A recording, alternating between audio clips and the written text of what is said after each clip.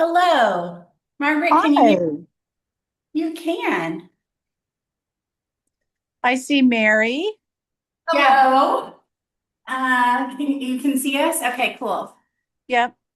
This is weird. Okay, hang on. I gotta get rid of that. Now let's do, why is it like, okay, here we go. Let's try, I wanna, there we go. All right. Throw this to the side. All right. Are we starting right now? No, Well, let no. me kick it off. There you go. Oh. We'll do a quick intro, I think. Okay. It is 12:30. Yep. People are here.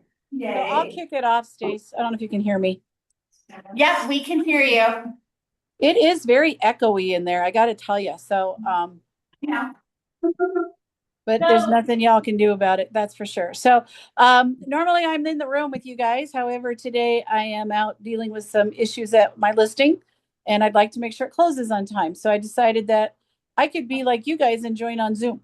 So, I first of all, I want to say super, super, super thank you to Mary and to Sherry. I don't know if you all know Mary Smith, but I used to have the privilege of coaching her, and she spread her wings. And she does an amazing job with our buyers. And you do hear me talk about her a lot when it comes to farming in Five Parks. Um, and then, are you guys hearing me okay? Like, I can't tell. yeah, thank you. Okay. And then super thanks to Sherry Gill. She and her partner Mara are super, super busy this month, and she still found time to play the role as our buyer. And so they do have a little bit of a storyline that they've been asked to play out. However, they do not have a script. So this is about as real as it's going to get. And then when we get to the end, we'll do some Q&A and just some general conversation. So I'm going to jump off camera and off mute, but I am listening. And take it away, ladies. I'm so glad that you could come in today. It was so great meeting you at the open house on Saturday. And how is your job going? I know we were talking a little bit about that. How are things going? Yeah, pretty good, pretty good. Some ups and downs. Been trying to work through some financial things, so that's why I've been kind of, hesitant about moving forward with everything. But I do like looking at the houses and I'm ready. Okay, wonderful. Well, good. Well, I'm glad that, things are going okay at work. That's you. good. So before we get started, I like to kind of let you know what it is I'm going to talk about. So, of course, probably the most important thing is what you're looking for in a house. This is very exciting. And so I know you're a little bit apprehensive, but it's a very exciting process. I love it. I love working with buyers. And we're going to talk about like what are you needing in a home and what are your wants and that sort of thing. So that's probably the most fun part. We're going to talk about your timeline. We're also going to talk about financing, and I know you've done some homework on that, so that's wonderful. So we'll talk about that. And just in general, some things about the market, because I think it's very important to be educated when you're buying or selling, like what's going on in the market, because it really does determine how we would write the offer and that sort of thing. So we'll talk about that. And then just some general information, like what's the best way to reach you? Like, do you like text, email, phone call? And then I brought you a little folder, a little treat today with some information in it about buying, and then we'll talk briefly about contracts. Okay. So, and of course, at any time, stop me if you have questions, because this is about you, not about me. Okay. So let's start off. Do you want to start with the fun part?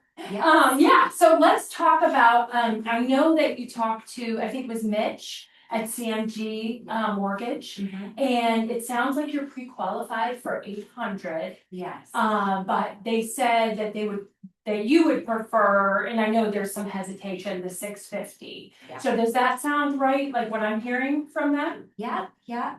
Oh, Mitch was so wonderful. That's He always great explained to everything hear. perfectly. Yeah, so that's right. You know, with everything I have going on, just the unknowns with my job, I feel more comfortable with 650. Okay, so yeah, and absolutely, I understand, like, I would never say, like, you qualify for 800, we need to go up there. Yeah, That would never be, we don't want you to be house poor. Yeah. I've lived that myself and I don't like it. Okay. My husband Yeah. and I live that, so. Yeah. Yeah, we're like going out for appetizers instead of like going out for dinner and that sort of thing, because Yeah. we just literally could not afford to do anything. We had a Okay. beautiful house, but we couldn't do anything. Yeah. So we don't want you to be house poor. However, I would have you think about this, just like be a little bit open-minded. That if we potentially saw a house like 675, we would of course talk about it. Talk about what the payment would look like, so you could feel good, like we would call Mitch, get the address, so you could feel really good about it. Because I'm gonna tell you a little story. Okay. So I have a colleague that wanted to live in Arvada. But he also looked in North Glen. And he ended up, remember, he really wanted to be in Arvada, but he ended up buying in North Glen. Then a year or two went by and he was unhappy because everything was in Arvada. And the reason he didn't buy in Arvada is because the price was a little bit higher. So he thought like, hey, this North Glen is cheaper, so I'm gonna buy there. But in 2 years, he wanted to move. And then now the house that he could have bought in Arvada, guess what? The price is higher. So now he's paying more and he ended up moving to Arvada. And so that's something like he talks about all the time. Like if the prices are very close, let's look at the payment and because in this market in particular, we don't know what's gonna happen. We have the war in Iran going on right now. We have interest rates that are not the 2s and 3s that people like, and I don't know if they'll ever come back to that. But we have some other positive things going on. You can potentially get money towards closing from a seller. You could potentially get a rate buy down from a seller, and we call that a seller concession. So there are ways also, not only do we look at the payment and do we think about where you really want to be, but there are some things now with the market, we've got lots of inventory that a buyer can kind of win out on. And also speaking of the market, is you don't want to get in a situation where you're going to sell in 2 years and then you didn't get a chance to get equity in your home, and you could potentially be either coming to closing in having to pay or being underwater, especially with your job situation. We want to make sure that where you are, that you're going to stay for a little while. I'm telling people about 5 years right now. Okay. So. Well, I know where I want to be because my 6 kids all go to school right around here. So I can't be driving up to North Glen. Right. Yeah, so I know that, sure. And what do you mean by the rate buy down and how do I get that? Should I sign up for it? Oh, that is a wonderful question. And I wrote a blog about that. So I have this in your folder, a little blog about rate buy down so that you can read more about it. But the idea is that the seller is going to, at closing, they are going to give you money to pay down your rate. So that could Like be interest rate? correct. Oh. And it's in most cases, it's a temporary thing. In the first number, there's like a 3-2-1 buy down, there's a 2-1 buy down, there's a 1-1 buy down. The first number is like how many years that you can get your rate, bought down. So I'm gonna give you a little example, since Okay. you're interested. Yes. Since you're interested, let's say you're gonna do a 2-1 buy down. Okay. So that means for 2 years, because the first number is a 2, that you can get a lower rate. Okay. So we're gonna make the numbers really simple here for you. So let's say the rate is, and this is pretty close, 6.5. Okay. So you have to qualify for that 30-year mortgage rate. Okay. But then you get the 2-year buy down. So the first year you would do 4.5, that would be your interest rate. And then the second year, it's like, think of steps. The next year would be 5.5 would be your interest rate. And then the third year you would be back to whatever the rate is at that time. Okay. So it kind of cut you a break for a couple years, Yes. which a What lot are of the people rates like, oh. Well, Can it refinance? And what is it? yeah, you basically can talk to your lender about Okay. specifics of that. And you could potentially, we have to look at how long the house has been sitting on the market. But I might as well tell you even more about the market. Like I said before, there is high inventory. So there are some things that you can get potentially as a buyer that you might not have been able to get previously in the last few years. Okay. So like one of the things is like we talked about the rate buy. Mhm. You could potentially also ask for closing costs. So you can ask up for some of the closing costs, the seller to pay for those. So that's good. And then we could potentially go in below asking price. So if you see something at 625, if it's been sitting a while, we can potentially go under that. Plus ask for the seller concession. So like this is a really good time to buy. And I know people think like that interest rate, people get worried about it, but potentially you can refinance at some point. Okay. So is that something you just guide me through based on the houses that? correct. No. Yes, when we get to the point, that's a very good question. When we get to the point that you're interested in making an offer, I will look at the comps, the properties that are currently active, that are under contract and sold. And look at the prices Okay. and see what they sold for, or they're under contract for. Right now in our market, the active listings that have been sitting are probably our biggest indicator of what is going on. So when you make your offer, I'm gonna be able to show you a list of homes and we'll look at them together and how they're priced. And and so then you can compare and understand, because I really want, it's very important to me that you understand the whole process as we go along. My background's in teaching, so I really feel like it's important that you understand, well, why would I want to offer this? Okay. And they're always my recommendations, but as a buyer, you get to pick. That's your choice. But I'll give you like why I'm saying, like we'll look at the other houses, the comps, like I was saying. Okay. So when you make your offer, you'll understand that. Okay. So, and then we'll also talk to the lender about how much you could use if you are interested in the rate buy down, how much you could use in seller concessions and that. So Okay. so there's really, it's very much, there's a plan Okay. for all of that when we get closer. Do you talk to the lender about those things, or am I responsible for that? So we all kind of do, like I am always checking in with the lender, but the lender's also talking with you. Okay. So we kind of all bring that together. We might be in a group text. Okay. You might be calling, I might be calling, but we always, it's like a group, it's a team effort. Okay. So yeah, good. so don't be surprised if I call Mitch and say, hey Mitch, and ask him questions like, I feel like being a good realtor, that's part of my job, to understand your, financial situation. Okay. So yeah, good. So let's talk more about what you're looking for. That's the fun part. Yeah. Okay. Okay, so tell me, you said you have six kids. Yeah. So what are we looking for as far as bedrooms?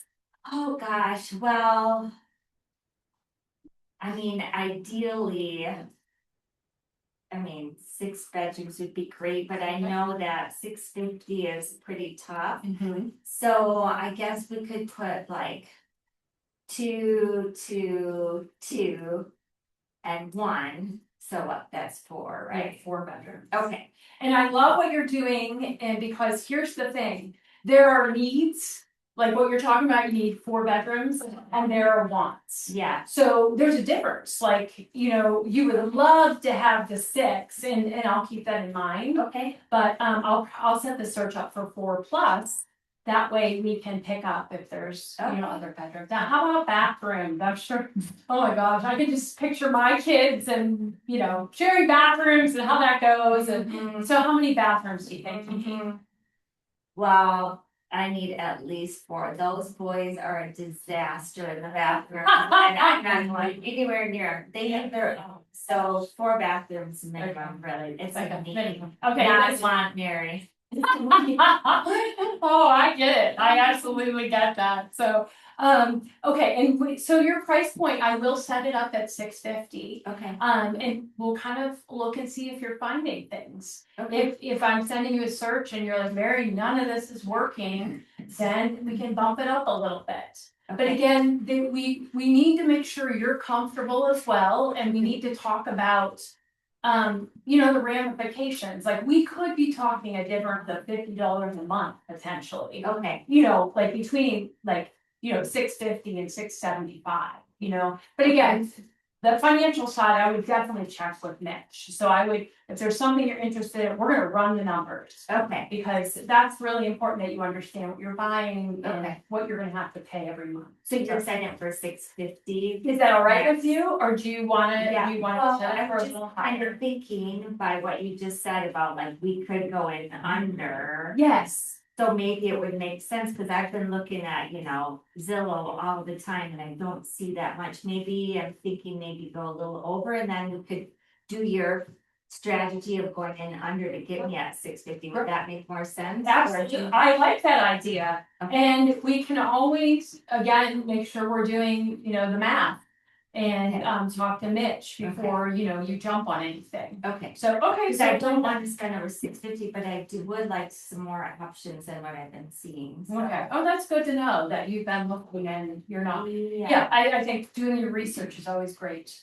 Okay, so how about a garage? How many spaces do you need in your garage? We can get away with just 2. Okay. I mean, I love 3, but 2 would be the 2 minimum. Plus, yeah, then 2 plus, okay, would love 3. And I'm assuming a single family home. You're not gonna try to do a townhome, right? Oh my gosh. Okay. And then sometimes we don't get to pick this very easily if we find something we love, but do you want an HOA, or are you okay with an HOA, I should say? yeah. Okay, you're That's okay. fine. Okay. Just, I mean, if it's depending on how much they are, because I've seen some that are like 300 a year, but some are like 300 a month. So Yes. that'll be something I'll have to look at. Right, So. right, and we can also talk to Mitch and make sure, if he has any input with that, like how much would make sense. Okay. Monthly. Yeah. Too. Okay, so how about other must-haves? Like, do you have pets? Do you need a fenced yard? What are other things that you need? Yes. So I do have 2 dogs, Okay. 2 big Labrador retrievers, Aww. Cooper and Mickey.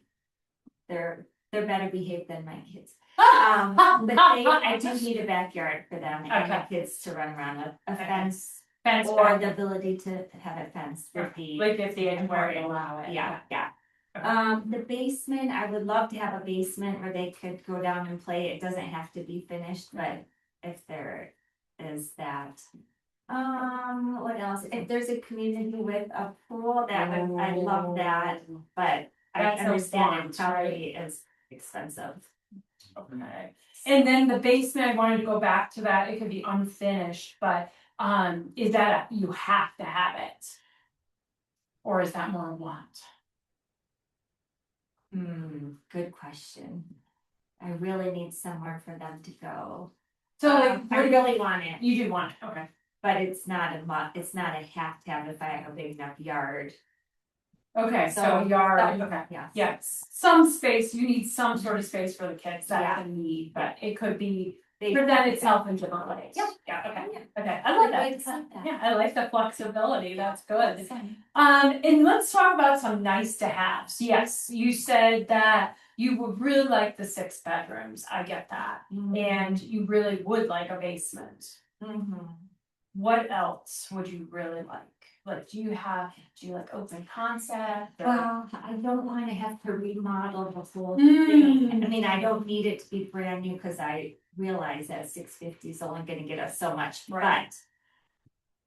but. If it's not, I don't want like a fixed No flipper fix. or whatever they call Yeah, them. no fixer uppers, right? Yeah, I get what you're saying. I just have to like redo their carpet if the those little things, but I just somewhat where I don't have to read. Right, so basically move in ready, but Yes. you could maybe make it your own by doing some Yes, little a little things. bit at a time. That's right. Okay. That's right. Okay, I got And I mean, nothing prior to 1971, because that it.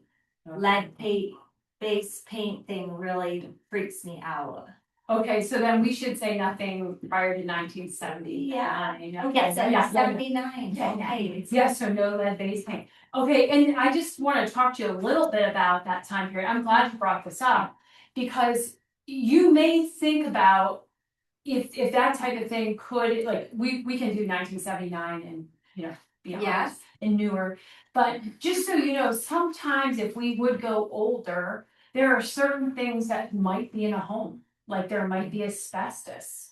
And sometimes it's in the tape that's in the ductwork. Okay. Or tape on a furnace, like just some little thing. Sometimes it's in the ceiling. So if these are the, if you're concerned about these type of things, I think it is good to put an age, that you'll only look at a certain age and Yeah. beyond.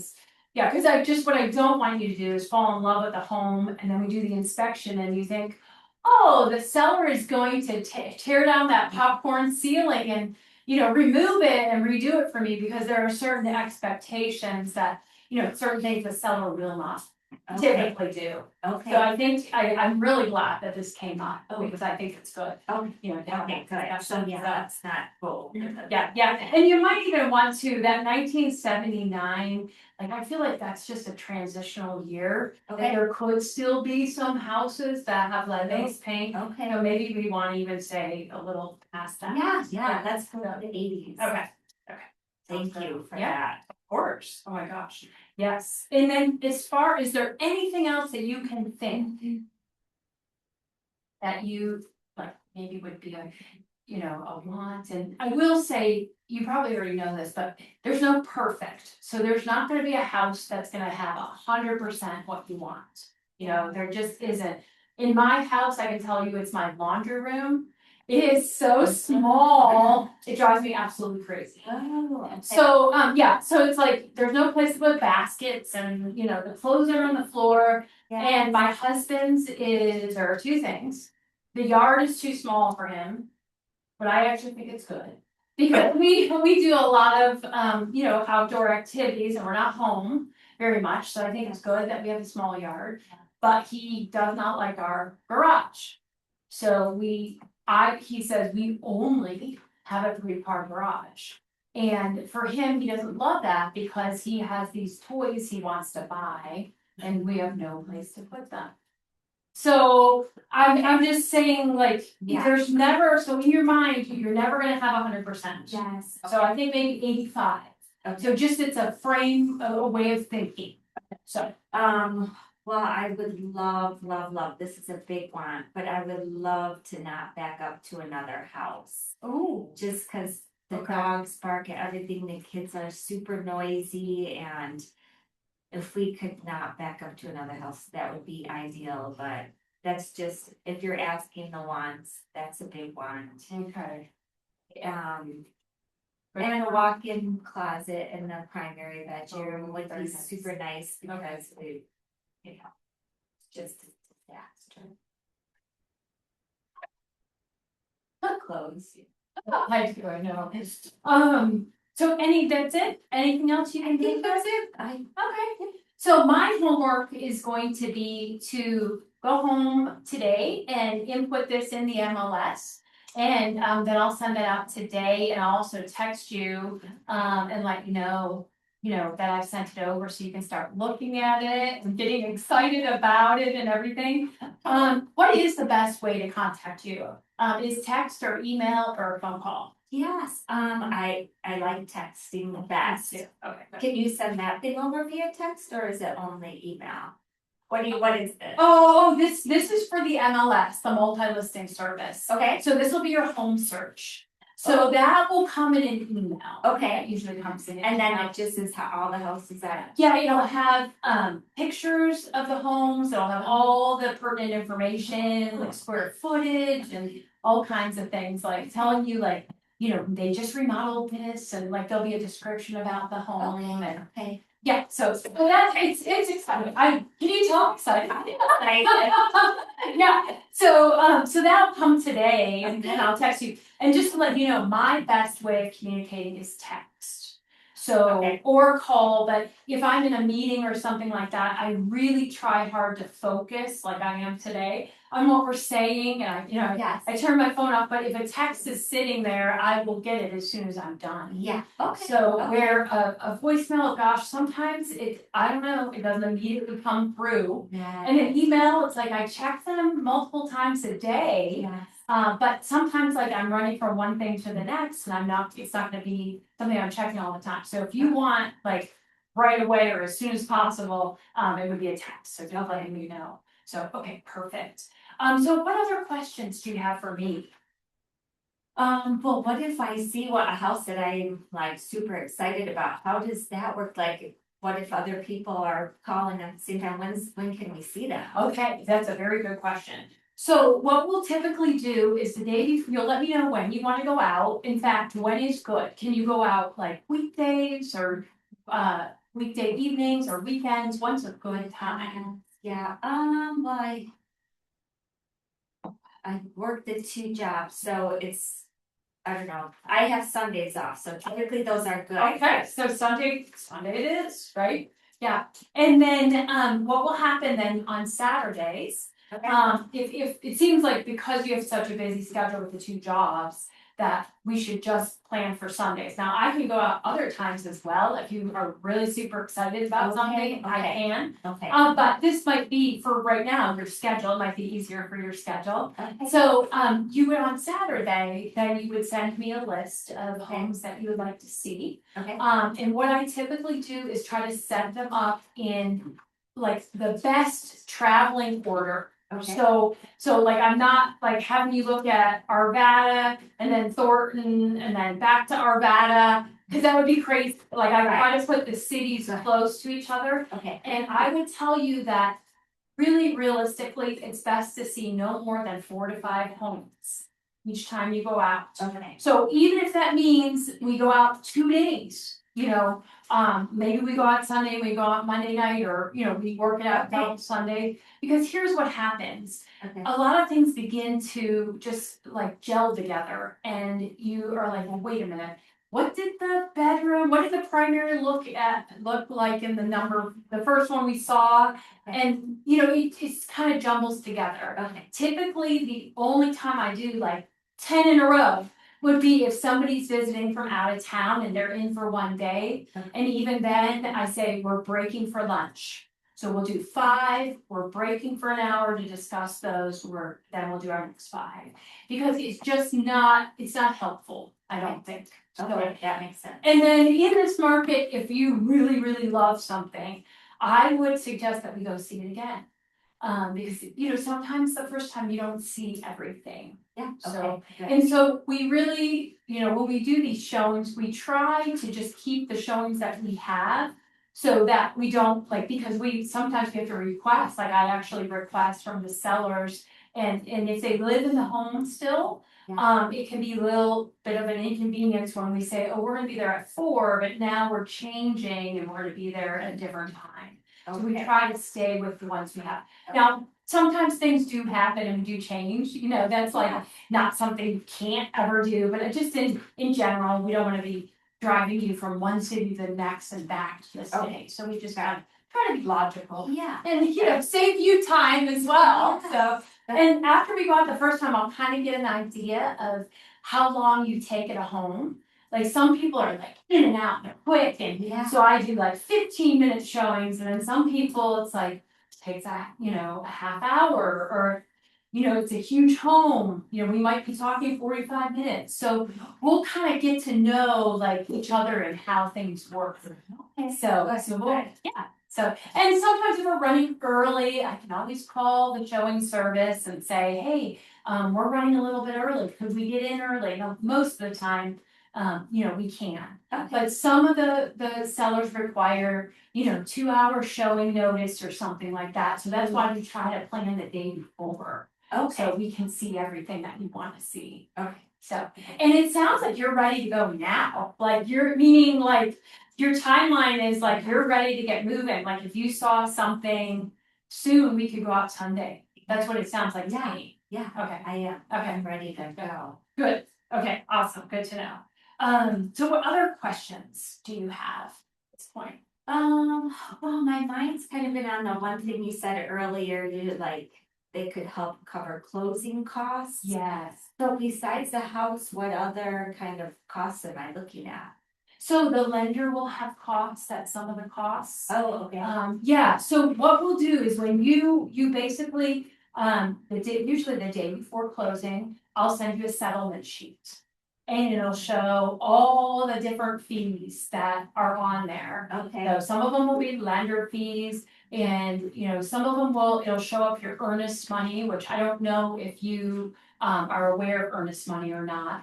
But it really, the word earnest, it's a good description. It means that if you make an offer in a house that you're serious and they're gonna ask you to bring a check to the title company.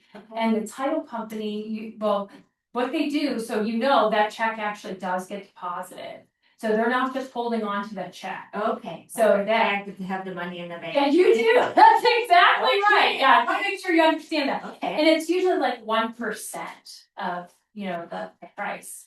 So for $650, I'm looking around 6,000. Yeah, roughly. I mean, Okay. sometimes people go higher, sometimes people go lower. Okay, Sometimes people are like, well, once you get over 500,000, it's 10,000. So it Okay. really just depends on what the seller and the agent work out, but we will know that. okay. That'll be listed for us in the MLS, so we'll know okay. that ahead of time. Oh, And we can plan, like typically they give you a couple days to get the check to the title company. Okay. And like if you're trying to transfer money or something and you need more time, then when we're doing the contract, I would just write my deadline an extra day or two, depending on what you need. Perfect. So, yeah. Okay. So let's get into the folder, if you're okay with it. Yeah. I'm gonna stop me if you have more questions.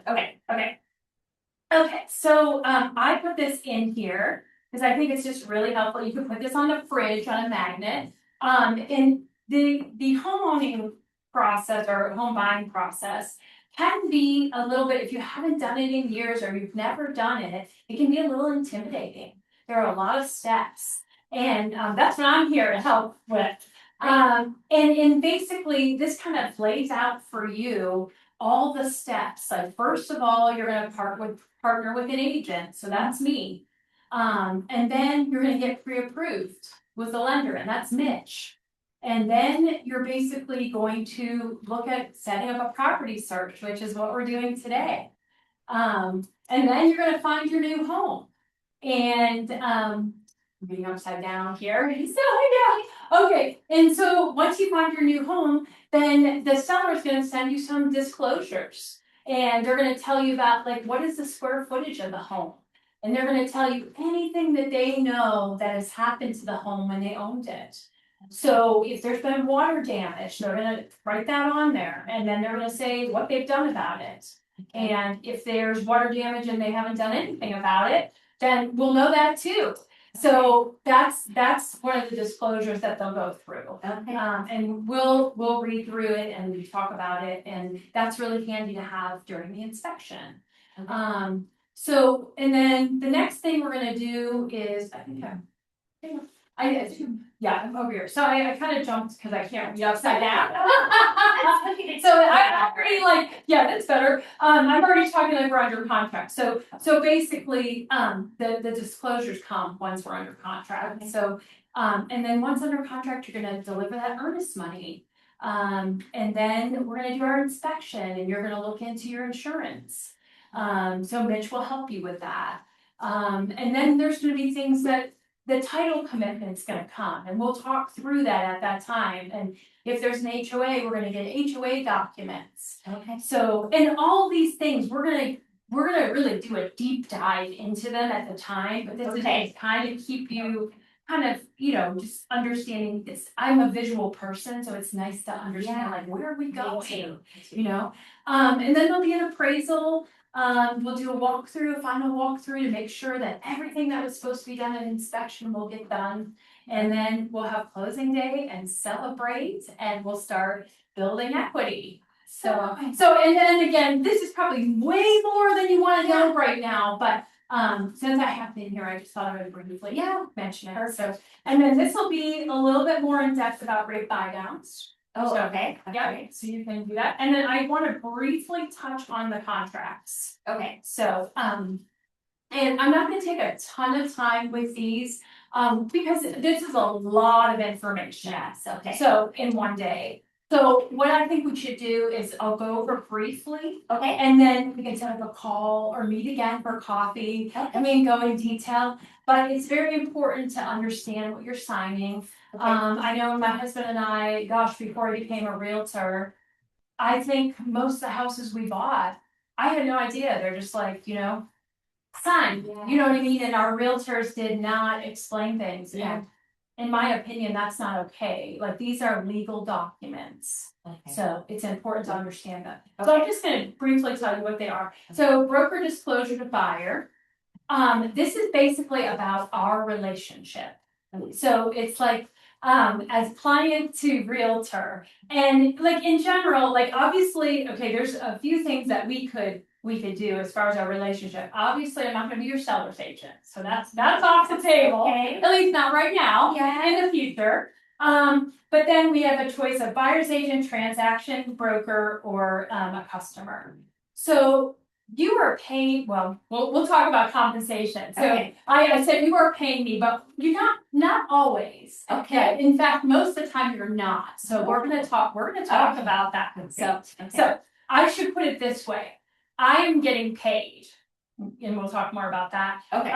So I feel like I should, be able to help you in the best way possible. I should be able to be your coach, and give you my professional opinion. So that's what I would recommend for you.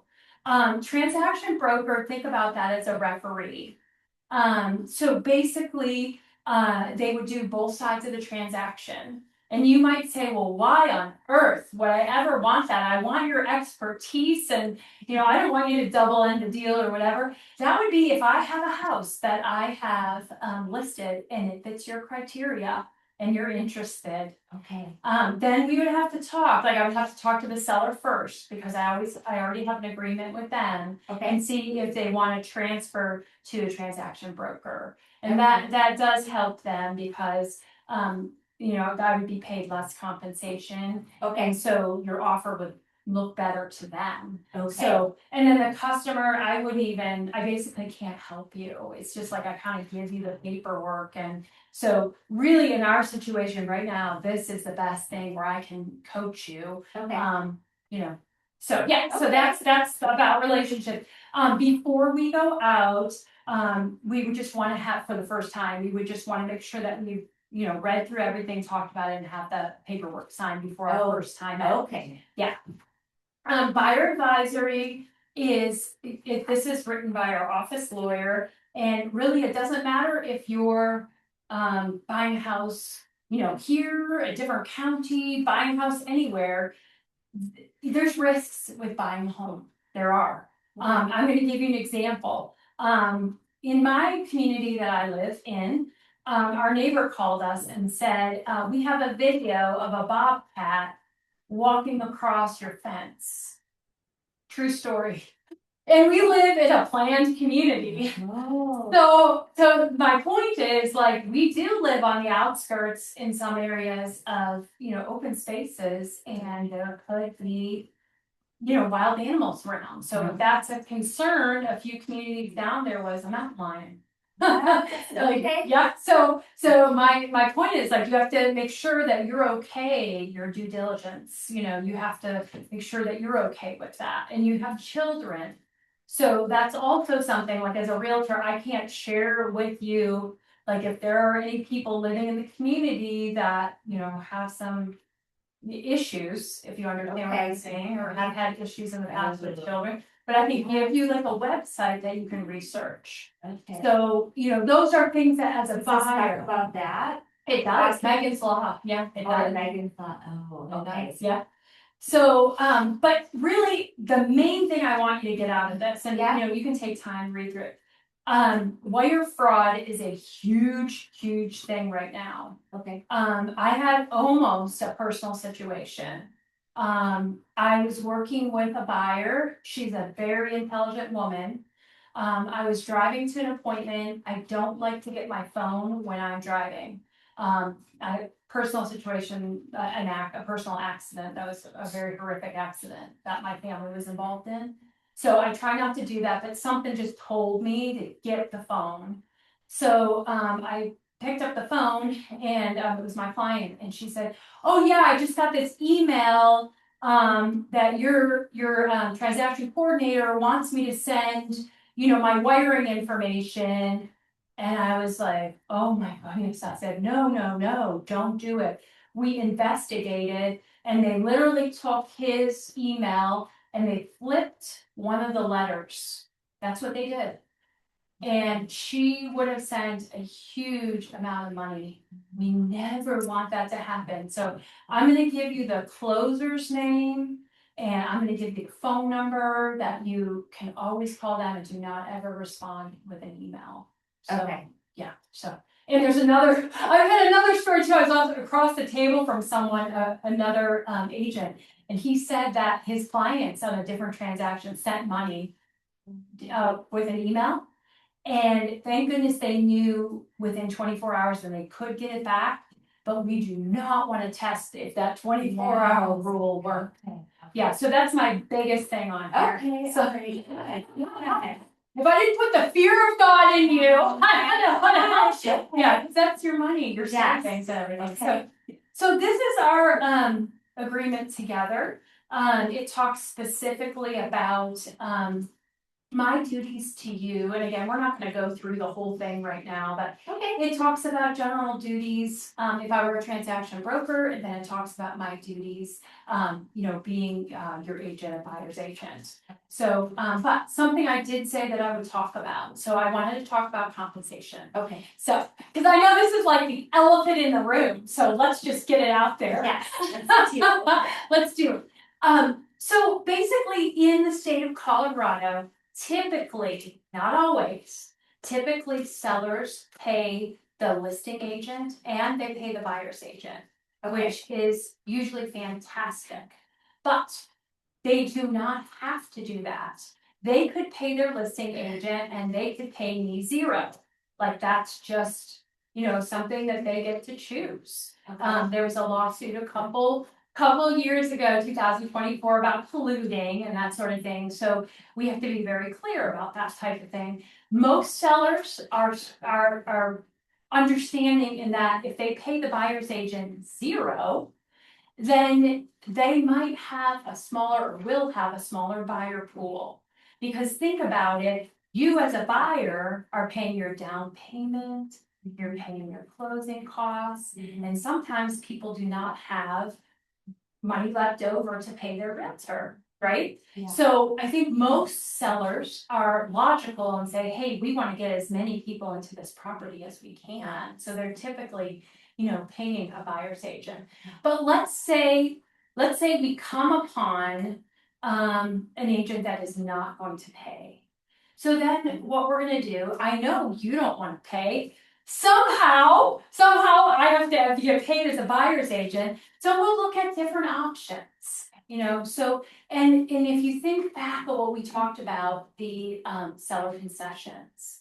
And we talked about potentially also getting below list price. So those things can also help with this. And there's different techniques that we can use if needed. So I don't want you to like feel like, oh my goodness, this is, how am I gonna do this? Yeah. It's not like that at all. We will work through this together, and in general, there are most situations where the seller will pay my compensation as well. So, yeah, that would be great. So yeah, and then we'll, if we come upon someone, you know, we put our offer in, we come upon someone that's not willing to do that, then we'll think about, you know, what are the different options, because there are options. Okay. So, but I just want to make sure we talk about it Yeah. up front. So, Thank you. so those are just the general things. Yes, there's a lot more in here, and I think we can talk more in depth about it. And just make sure that you understand it before, you know, we sign it. And these are paper copies today. I kind of think of them as a rough draft. So I have your name on here, but I don't have your middle name or middle initial. Okay. So, do you typically, use a middle initial, or do you go by your, middle name, or how do you write, Yeah, financial paperwork, you know, formally? yeah, I use my middle name, Okay, Marie. okay, wonderful. So I'll just write that down. So basically what I'll do is I will, make that correction on here. Okay. And then, we can talk about these, and then I will send you electronic copies. Okay. So that you can even sign them on your phone. It's so convenient. So, and we'll go through that, you know, when it's time, but there's basically, usually think of it as 3 steps. But we'll get into that when we, you know, need to do that, but, Is it where I use my finger to sign? you can potentially, or you can pick your font. Yeah, so I am so much like, I just wanna get it signed. I pick font 1 and then I move on, you know, but some people are like, ooh, let's look at the different fonts and, you know, So like it some makes people. it for you. Yeah, or you can, most people don't sign by hand, most Yeah. people, pick I the haven't font. signed anything in a long time, but it's so hard to be like. Yeah, so you could just, it's easy, you could just pick the fonts, you save it, and then a little thing pops up and it says accept. But Okay. I will send you the steps, you know, so you don't have to remember all this, just like this Okay. whole big chart that I talked to you about, you don't have to remember all that. Okay. So, Perfect. you can put that right on your fridge. Okay. So you know the next step, but I'll tell you, and then there's a lot of deadlines, so I'll say like, okay, you know, we have to decide after our inspection, like, what is it that you would like, them to repair or replace, and, you know, so there'll be deadlines to do things, so. Okay. Yeah, and I'll be keeping track of that. Okay. Type of thing. So what else? Have I forgotten anything? I feel like I've been too thorough today, so. Yeah. It's so good. I'm so thankful for all that information. What did you forget? Yeah, did I I forget think something? you did so good. Okay. I want you to be my agent for sure. I coach. Oh, I love I'll that. take you, I'll scrape it, whatever I can to take it. Oh, I didn't see we're gonna get along well, Sherry. Yeah, thank you so much. And I will be in touch. I'll let you know when the search is set up. That's my Okay. homework. Okay, And then you can take some time to read through these documents, and then we Okay. can set up a time to do a call or meet for coffee. okay, sounds great. Okay, well, thank you so much. Thank you. Awesome, thank you, Sherry. Thank you. All right, guys, who has questions? Well, I think a round of applause is absolutely appropriate. All right. You're great. I Okay, would hold on, my suggest that phone's being people- obnoxious. What's that? Okay, hopefully I can hear you guys now. Yeah, can you hear us? Yeah, a little bit. It's the problem's my end. I just need a new phone. So I'm just kind of curious, like how Sherry's going to buy a 6-bedroom house in Arvada with 2-car garage for $650 or less. I'm not sure Right. Yeah, I probably where should she's have dreaming that. at. So It's not that realistic, but yeah. Well, a 4-bedroom she could probably get. Yeah. And she did say we may have to go higher to Yep. what's there, so. Yeah, And if you got that unfinished basement. I know. That's Drop sick. all that down there. That's one big bedroom. Thanks for everything. Yeah. So one of the things that Mary did a beautiful job of explaining was the 2-1 rate buy downs. Yeah. And the reality is is that in our current market environment, we are seeing where sellers are able to buy down permanent rate buy downs, right? So where Mary was talking about, you have a 4%, 4.5% in the first year, 5.5% the second year, and then you lock into your 6.5%. That is absolutely an option. But in this market, we are also able to do some financial rate buy downs that would permanently put her in that 5.5-ish range. Again, working with your lender partner. So I wanted to make sure that we covered that there's multiple options in that financing component. Yeah.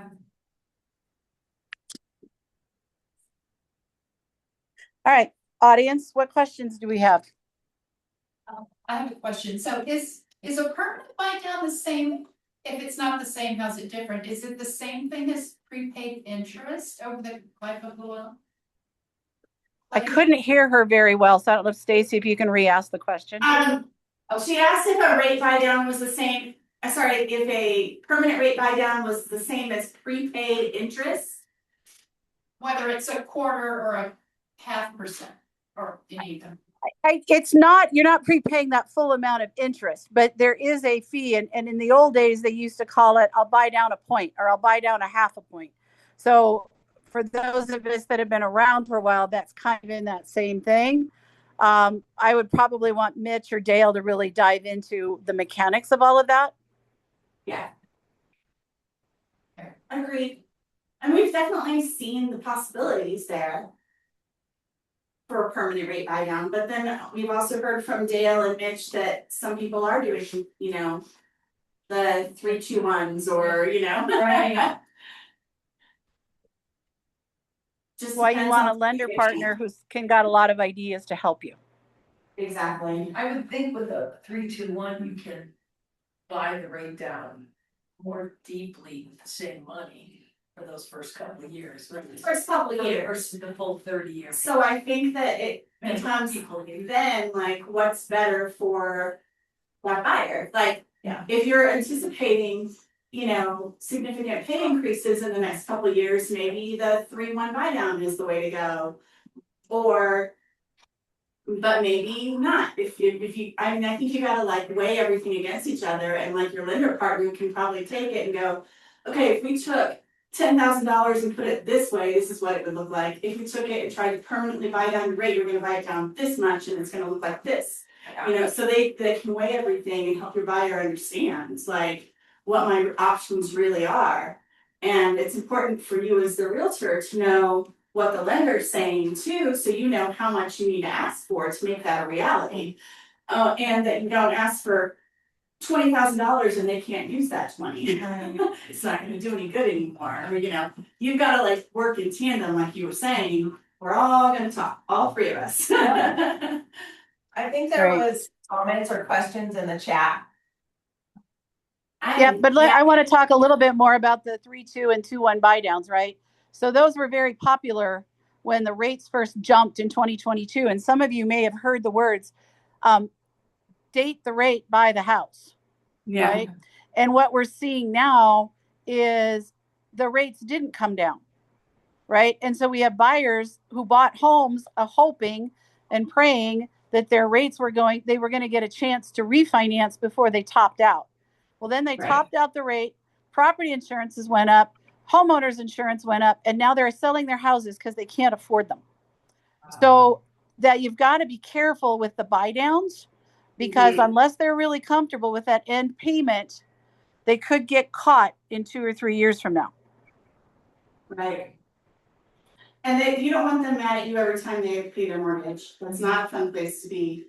Because you said date the rate and they were like, great, just I think it's important also as a realtor, I think a lender would do this, but that every year you are reminding them, like, hey, you got this rate, you have one more year. Like, I think that's, that's a lender's job, but I also would be doing it too. Because I would hate for someone to forget. What about an ARM? You get a longer time with the lower rate. I get a little nervous about arms, but they are also, again, I think Dale has mentioned it not that long ago.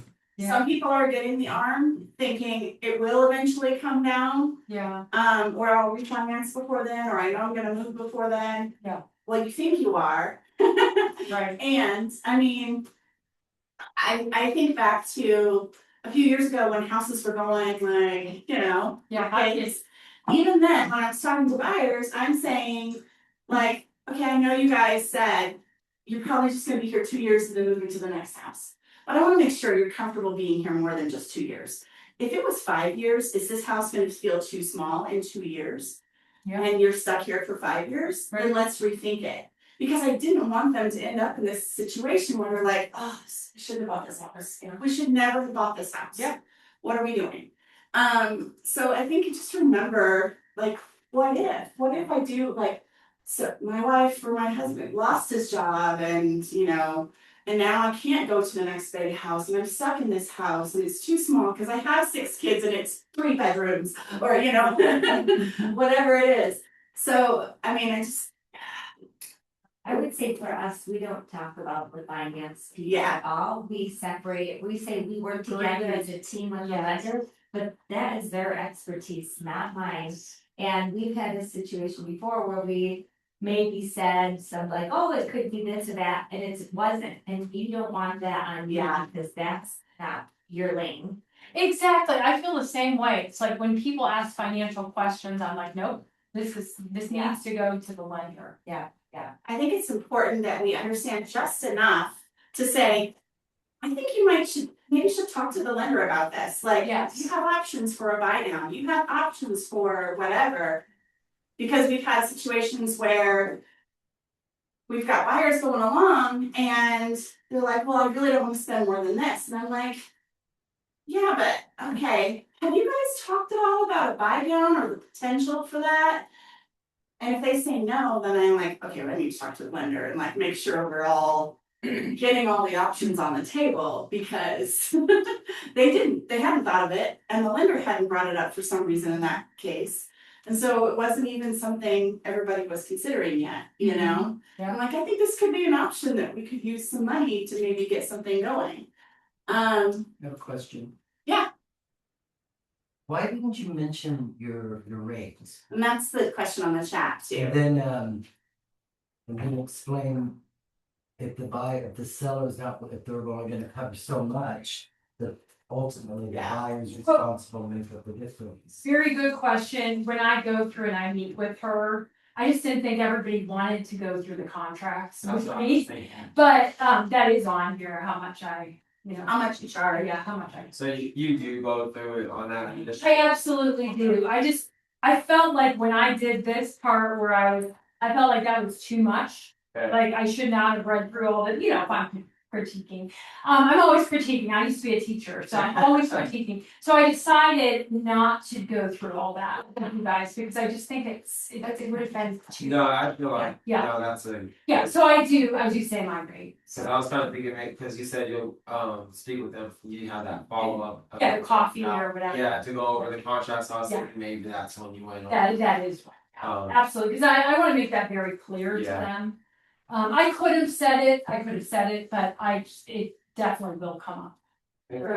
Sure. So for you, would you have gone through the whole contract at this point and not waited until the? I kind of read the room. Today I thought like, oh my gosh, is everybody gonna be able to just, make it through? Because they're kind of dry, they're kind of dry, but a lot of people I hit more highlights. And then, some people are like, hey, we've bought before, we don't really want you to go through. So I can usually tell people like, hey, I'll go as fast as you want to go or as slow as you want to go. And then I'll check in and say, hey, is this too fast? Yeah. And they can say like, I forget somebody said to me like, Mary, I wish I was on 21.1 right now. And we were like just starting. So I go, oh, okay, I get it. I guess for all this, So it's like a read the room thing. Yeah. And I think read the room and then also sometimes if they're like over, like you have to stop and say, I know this is a lot. Yeah. Maybe we can come back to it. But or if they're like, I really want to go really fast or I don't want you to, I understand you may not want me to read every line, and I won't, Right. but I feel like it's important for me to at least explain a little bit about what all this means. Cause you don't, this is something important, and you know, so maybe if it's too much for today, we can do it another time. Right. You know, I just don't want people to sign something without having understood what they're signing, and we have an obligation, so. The legal document. Yeah. And it's also good to just say, what would you like? Would you like to take this copy and take a look at it and let's connect tomorrow afternoon? Or do you wanna go through it Yeah. now and sign it from my computer and we can look tomorrow? Right. Like, Yeah. I'll tell you. Yes, That's I'd like to ask. That's fine, for sure. One question I have, cause I've seen the seller's consultation and on the buyers, and on the contract at the very top, it says, you know, seek legal or tax counsel. Do we just never bring that up because it says it at the top, or do you guys ever address it at some point, and then when do you say it? I point it out every time it comes up in the contract. Okay.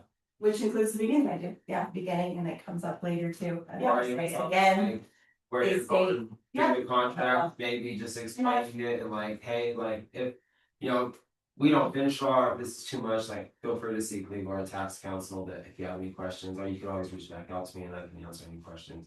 Kind of how like you were saying, reading the room, if they don't want you going into it. Yeah. Yeah, for sure. I'll say it. I mean, like this is a document. And I know we get scared. We don't want people to be scared like it's a contract and that seems scary. But this is like you said, this is about our relationship together and how we're gonna work I'm the together. guide. Yeah. You know, and absolutely. so at the beginning, yeah, I'm saying it. And yeah, this is, hey, it has these big bold letters up here. This is a legal document, and you are free to take this to a lawyer, tax advice, or whatever you need to feel comfortable with this. But I'm gonna go ahead and explain what it is right now. I've never had anybody go do that, but I've heard of other people saying, oh, I'm gonna have my attorney look at this. Okay. I've never had one of my clients do it, but I know it happens. Usually if they're coming out of New York or. Another attorney review state, yeah. Where it's There are other states that have attorney review and it's a whole different animal. New York, it's Well, I do think it's good sometimes, depending on who your client is, to say this is a legal document, but under, I can't remember the number offhand, but if you find that I'm not meeting my responsibilities with you, or vice versa, if you only want to see homes after midnight, that's not working for me either. Like, we can get out of this contract. It's not, you're not signing your life away. You want them to want to work with you and vice versa. You're not gonna like, you have to work with me, let's go look at these. I mean, it's just not gonna happen. Yeah. So if you're doing your job and doing their job as your client, then yes, it's good. Exactly. Yeah. I have had, well, it was seller's one where I went through that section and I'm like, this is the part where it says we can part ways. You can fire me or I can fire you. And the wife looked at the husband and says, don't get us fired. Oh, Okay. I like it. I think that is important too, because they have to understand that you have to want to work with them too. Yeah. There are certain people that are not a good fit Yeah. for whatever reason. You're not right. aligned in some way. No. Okay. There are some warning signs, right? But no, not going to. Sometimes you get in it and you're like, oh. Yeah. Well, still have time. I mean, does anybody have other questions? How many people? We had a couple online. How many people have done a buyer consultation? Yeah, you guys have. You've done one, yeah. Okay, that's good. A good percent. How do you feel like it went? Was it very different than this? Definitely a lot of confidence in my minds. You're more confident? Well, it's here, but yeah, I mean, I like the. I think it's great that you went through the timeline.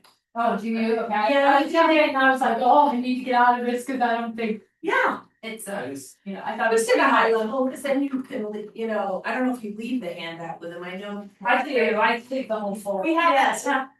I think that's a great, you know, you kind of go through it quickly, but then they can go back and go, what is this gonna look like? And they have that as a reference tool. do you practice your consultation? I know they always like teach that, but like practice your consultation and get I mean, I'm always, just because I was a teacher and I was a special ed teacher and my whole job was, okay, this method isn't working with this child, what do I do differently? So that's how my mind works. So like, you probably didn't see this, but I'm like taking notes of things that I can do better. That's just who I am. I always want to try to do better. So I don't think I practice this one as much, but I do, before I go to a listing appointment, I do review what I'm gonna say. Okay. And I always have a little, because I am just very structured, like I'm a concrete sequential person. I always have like a little list so I don't forget something. Yeah, that's what. Yeah, it's just, and I'm very much like, there's an outline, and from teaching, like you have to tell people what you're gonna teach them. You teach them, and then you summarize what you taught them. I know. So that's kind of where I'm at, but before I go to a listing appointment, I do like review, like what I would say. It might not be for very long, but I do in my mind, just to get in the right state of mind. Okay. Yeah, I think it's probably different now than it was a few years ago, right? Oh, yeah. Cause you've done it a lot more now. Yeah. And you're like, okay, I know how this goes. Right. And. I think what Mary did great and what, as we did more and more buyers consultations, we typically did more sellers, but as we're doing more buyers, what I love that you do is you're partnering, you're like, this is about you, and like you're going to be there with them. And I feel like when I was starting out, I was like, what am I saying? What am I doing? I want to go to this. I'm more focused on what I'm saying instead of really partnering with them. Let them know you're on their side, you're gonna guide them through it, and where they're confident with you. I mean, even if you're feeling insecure or not, like you have to be there for them. Stand up and help show them how you're going to guide them through this process. And typically, they're not like paying you because sellers are still seeing the benefit, right? You're paying it. But at that same point, they almost expect more from me, like, I need you to be my partner, so that's where I would say. That was good. It was really good. I did like that you said. Hey, Sherry, Yeah. can you turn towards the camera because we can't hear you at all? Yeah. Yeah. Sorry, say it again to everybody. Sorry. That's better. Thank you. No, I did like that you said today we're gonna go over these things, so you have an outline of what you're gonna accomplish. She led you over here for a minute, but you came back. Yeah. Came back to it. You're like, oh, I'm over here. Oh yeah, and we're gonna get back to the fun stuff now. Right. So you came back to get all your points, which I think, again, that's why you said you have your little notes, so you're like, oh, these are the things I make sure to cover. Yeah, Today. because you always get pulled off of what you're planning to say in different directions, so to feel comfortable to go back to it is. Yeah, that was good. And I think you go where they wanna go, Yeah, you know? yeah. I know it's like me to be like, no, I'm here, this is next on the list, we'll get back to that. I wanna hear it. Yep. Okay, does anybody else have questions? I mean, we've got time. Hi. Hey, this is Patrick Searle. How are you? Hi. Thank you for your time today. And I don't know if you answered the question that I posted in the chat. I had to jump off and get a call for a second. So I'm just checking to see if you had addressed that. About the commission amounts. Yes. Yeah, she did talk, right, Greg had that same question, and Mary was talking about how she would put that specific amount definitely in the contract, and they would go through that. Since I didn't get all the way through that contract today, she didn't deep dive in that, but she would talk about that, yes. Okay, great. Thank you. I did have a question. Yeah. So when you went through your summary at the beginning, you mentioned talking about the market. Yes. You didn't specifically have a place, there was It some comments was about in the there, market. I kind of just integrated it in, saying like, this is a great time to buy. You could get seller concessions, you might be able to get below list. There's a lot of inventory out there, so I didn't specifically say, this is the market we're stopping, so I kind of integrated it. Yeah. Okay.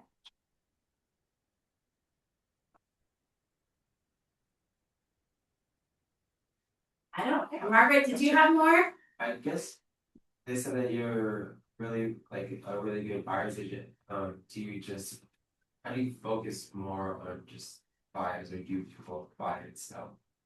I do both, last year, gosh, I think I only had 2 buyers and everybody else was listings. I think it just comes with like maybe this is my 8th year, I'm in my 8th year, so I feel like it usually comes with, time that you're just doing more listings. But for some reason this year I'm more buyer heavy. So I think if you're interested in buyers, I think the open houses are the perfect place for you to be and show your value and, I would bring items of value with you and, talk about the market and so they can see that, that you, not only are you friendly and helpful with that house, but you also are an authority on what's going on in the market and, and I feel like, trying to make some sort of connection with people, like finding out, start talking to them and, or their sweatshirt or their hat, you can see, what they're interested in, what sports, just make that connection. And then that seems to just, blossom, Okay. if that helps. Does that help? That does, yep. We've worked open houses. Mary is great at open houses. I love open houses. I love them. We worked open houses together. Yeah. All right, I have another question. I'm trying to think of this consultation as it relates to things that have popped for me after the fact. Okay. And where those happen. So one would be the inspection Yes. and preparation for the inspection as, I have the same thoughts on the seller side, but from a buyer perspective, where do you prep them for that and guide them, to the whole, this isn't nuts and bolts, that you're getting in 58 page, here's every crack in the house to, that conversation. Where do you do that? So, basically, right before the inspection, we talk a little bit about it and talk about how, we want the sellers to take what we're asking for seriously.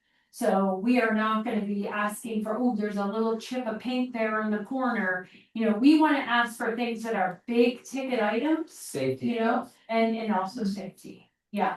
So, and I sometimes give examples and I'll say like, hey, the furnace, situation, okay? If the furnace is working, like, it's probably not, even in this market, you would think that a buyer can ask for a new furnace, if it's old, but it's, but you can't always do that. So what I try to do is I try to prep them for that and say like, hey, the furnace is still working.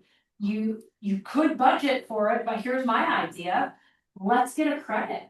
Let's try to talk about getting a credit towards partial replacement or something. Home warranty. Home warranty is another good idea. So yeah, so we do have that conversation before and when we're going over everything, just a reminder, like, hey, this is, because, we work for them, we have to put down what they say, but it is good to frame what is acceptable or not. Yeah, well, and also reminders during, remember, and then I also tell them what inspections I would usually recommend. So before they get paid for all. Okay, so I'll chime in on that as well, right? So if any of you have been watching Pivot Shift Ahead, you know that they're talking a lot about how to keep a transaction together. And right now, nationally, we are seeing about 20% of contracts fall apart and never make it to the closing table. And so one of the things that I would say in order to help yourselves is build that question, Karen, all the way into the buyer consultation. And I stepped away just as Mary was starting to go through the process, right? I heard her talk about pick your agent, congratulations, here I am, and then to the lender. But if you have in that process flow, we're going to go look at homes and then we're going to write an offer. And once your offer is accepted, then here's what happens with earnest money. And that's when we fall into the inspection process. And I would probably pause and set expectations here about the inspection. So then when you go to under contract and you're going to the inspection, You're not saying it for the first time, they've heard it before. So that would be my recommendation to answer your question. You can't set those expectations too early. Sure. Okay, thanks.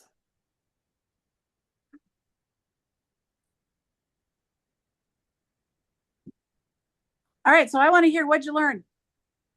Give me 3 I learns, and they can't be the same. So if the person in front of you gave something you were going to give me, you got to come up with something else. So go first. Popcorn, go. The explanation of the 2-1 buy downs. The buy downs, yep, using those with the permanent rate reduction. Good, that's a good one. All right, what else we got? We liked how, just having this structure and just, it makes it smoother and allows you to have more confidence on your delivery. Yeah. Yep. Having the outline so that you're in control of the cadence, Yeah. right? I liked how right off the bat, you made it about a buyer. I mean, you really said this is about you, you're front and center, not halfway through, like, I'm working for you. Margaret, I have a quick question while it's on my mind. What would be your dialogue to open up the inspection piece? Because you wanna, I guess, you probably wanna keep it open-ended, not, like, if we find some things, we can talk about negotiating that as part of the offer. Like, what would be your dialogue when you mention Yeah, so my dialogue would look like this, right? So once we go under contract, you're going to turn in the earnest money. The big stepping stone is the home inspection process. Now, you can inspect a multitude of different things. What we typically see is a third party overall inspector. And while they have a lot of knowledge about a lot of things, they're not necessarily an expert in any of them. And the job of the inspector is to identify things of concern. It is not necessarily a pass fail process, but it's just saying, here's some things that you might want to have checked out. The inspector is also going to teach you about the home. They're going to teach you where the main water shutoff is. They're going to teach you about how to change the furnace filters. So they're going to teach you the things about the home. The other things we see a lot of buyers inspect for is they want to check the sewer line. They have it scoped. They want to make sure that there's no hidden problems there because honestly, we can't see down there. And then the third one that a lot of buyers are doing today is radon. Are you familiar with radon? I'm going to assume they say no. I'm going to say radon is a gas that's very prevalent in our earth. It's everywhere. It's not as heavy here as it is in the Midwest, so I guess that's a good thing. But it is also tied to, lung cancer. So those are the main ones. You can also inspect for mold. You can inspect for allergens in the house. You can pretty much do whatever inspections you want to do. Once those inspections are done, we will get reports back. Based on the findings of those reports, we will ask the seller to address any of them, right? And we could ask them to make the repairs prior to closing. We can ask them to pay more of your closing costs, which would mean you would bring less money to the table and you can do with it afterwards. Or it could be a combination of any of the above. Now, if we find the house is like got major structural issues or find anything in there that you're just not comfortable taking on or feel like we can come to a good resolution with the seller, we can always terminate. Now, in the inspection process or in that process when we're talking to the seller about what we want them to address, and then Mary just did it. We want to stick to the big service ticket items, right? The big appliance, the big operating systems like the HVAC system, the roof, the sewer line. They're going to check the electrical, plumbing for leaks and that kind of stuff. Those are the things we're going to focus on. We're not going to focus on chipped paint or an old appliance that, might be on the end of its life, because honestly, we can see that right here. So we're going to want to differentiate between things that are health, safety, and large items, large systems of the house versus cosmetic. Thank you. I might have done that a few times. Maybe. And honestly, if I was working with a seller, it's almost the exact same script, right? Except if I'm talking to a seller, the only thing I say is I can't control what the buyers are going to ask. So we don't want to get sideways, but we're just going to respond to the ones that matter the most. Makes sense. Is that what you needed, Holly? Yeah, thank you.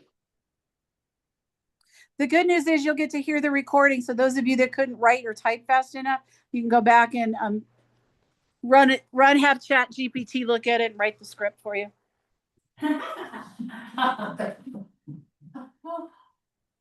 Very good.